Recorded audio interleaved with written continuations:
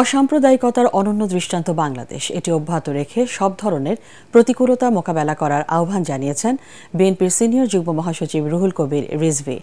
রাজধানীর সবুজবাগে ধর্মরাজিক বৌদ্ধ মহাবিহারে জাতীয়তাবাদী বৌদ্ধ ফোরামের উদ্যোগে ইফতার বিতরণ অনুষ্ঠানে তিনি বলেন, অহিংস ও শান্তির পথ অনুসরণ করে বর্তমান পরিস্থিতিতে সবাইকে দেশ গড়ার কাজে আত্মনিয়োগ করতে হবে।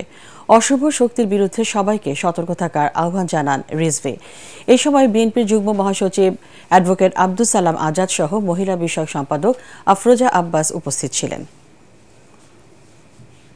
সকল ধর্মীয় সম্প্রদায় আমরা যে একই বৌদ্ধ মন্দিরের সামনে ভিতরে তাদের চত্বরে রোজাদার মানুষদেরকে মাসব্যাপী এই যে ইফতার সামগ্রী দেওয়া হচ্ছে, তার ইফতারি করানো হচ্ছে, কি যে মানে অসাধারণ অসাম্প্রদায়িকতার যে বাণী লালন করেন বৌদ্ধ সম্প্রদায়ের মানুষরা, এটা তারই একটি প্রতিফলন, এটি তারই একটি প্রমাণ।